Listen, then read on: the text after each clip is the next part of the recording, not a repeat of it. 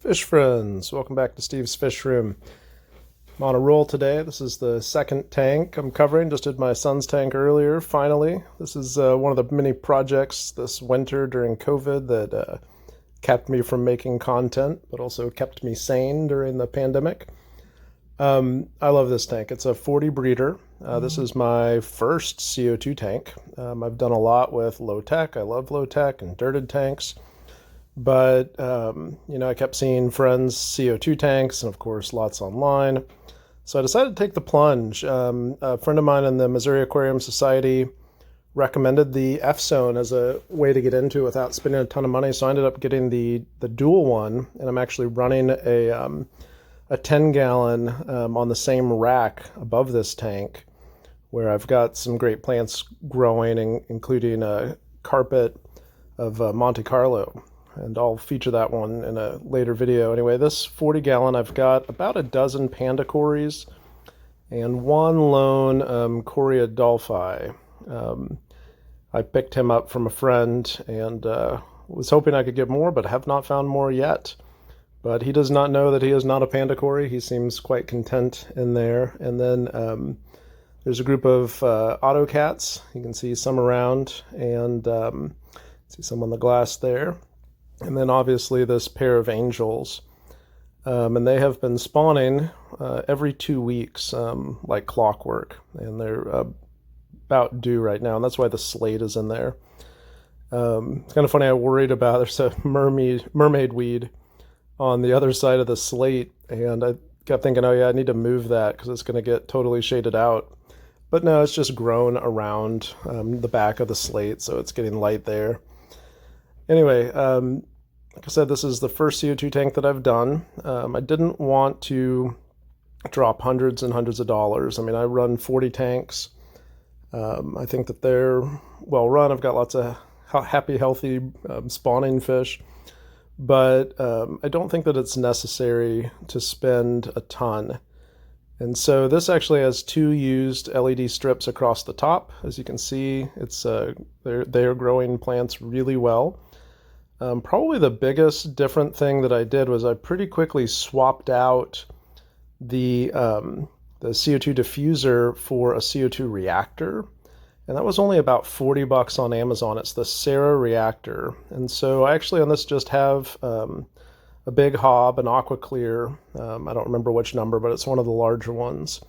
And then on the other side, that's on the back left, but you can't see anything, any of the equipment. And then on the back right, I've got an old power head running the Sarah reactor. And so the regulator attaches to that, and the power head drives it.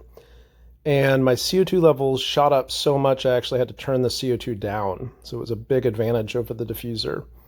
You can see there, it's a light green. It's got a lot of CO2 in it. I've also done a check with just watching the pH drop.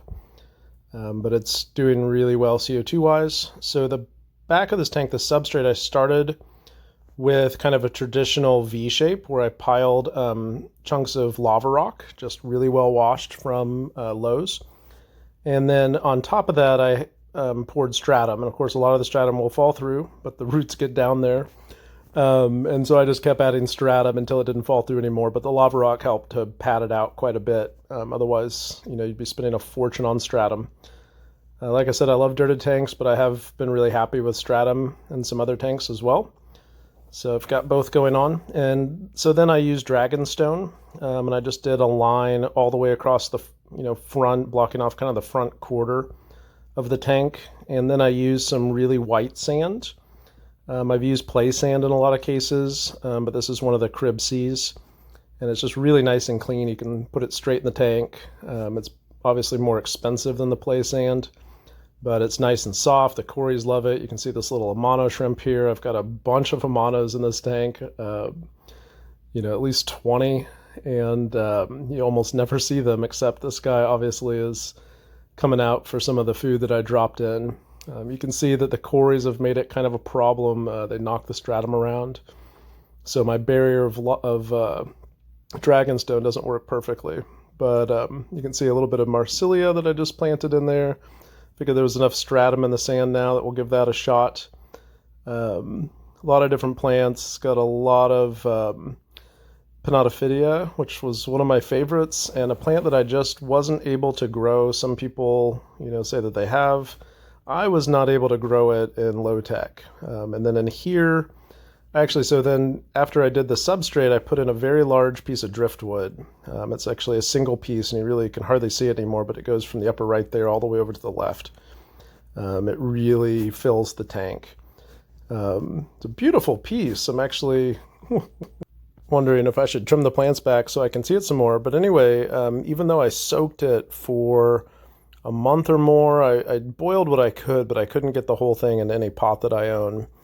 And anyway, it still floated. And so I put a large rock in the center, and it kind of was ruining the scape for me. It was just a big, heavy river stone to keep the driftwood in place, but it was like right in the middle of the tank. And, I was just waiting to remove it. I kept carefully testing because I didn't want the driftwood to float up and knock everything away. I've got a number of booses that I attached with super glue gel to the driftwood. And anyway, I was really bummed that I had to have the rock on there. And the Pinatophydia has just totally grown right over attached to the rock. I didn't add it there, it just kept growing. And actually, I have to trim back quite a bit every week. So in terms of maintenance, then I change about half the water about once a week.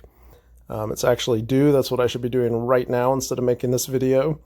But I'll get that water change done soon. But I try to change about half every week. I fertilize with Easy Green 1 squirt every day. And then I feed the fish well. They get some bug bites in the morning. They get some baby brine shrimp, live baby brine. I feed all my tanks. They get that in the afternoon. And then in the evenings before lights out, they get live blackworms when I have those.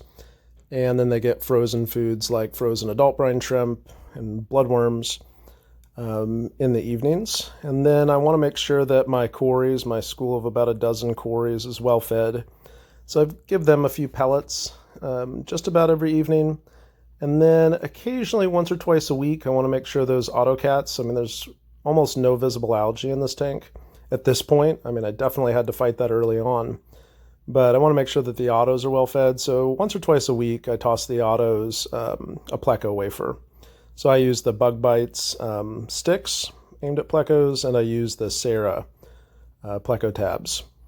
And I just kind of alternate with those. But anyway, I did have to battle algae when I first set the tank up. And, the biggest thing that helped, aside obviously from water changes and having that CO2 running, was I put in a big piece of water wisteria, and I just let that grow in there. And it got massive. And so I finally pulled it out. And my biggest mistake was when I pulled it out, I tossed it into a tank where I've got a bunch of baby L144 lemon blue eye plecos growing up. And I found out I'd tossed in at least 6 Amano shrimp, which, they were fine, but it took forever. I was catching them out for about a month. Every now and then you'd see one. They're just so good at hiding. You would never guess that there were 20 in this tank. But they're doing fine. They're large ones. I got some small ones that I put into other tanks, but I just put the largest ones in here because of the angels. Although they're not real aggressive or fast, they would definitely down a shrimp, and those Amanos just kind of hang out eating. And I'm sure at some point the angels would come across a small one and just make a quick, expensive lunch. After I finally got through some algae issues, I combined the autos, the Amanos, the water changes, the fast plants, the floating plants that were shading out some of the light. Made sure my photo period was good. I run this tank for about 9 hours a day, from late in the afternoon until about 11:30.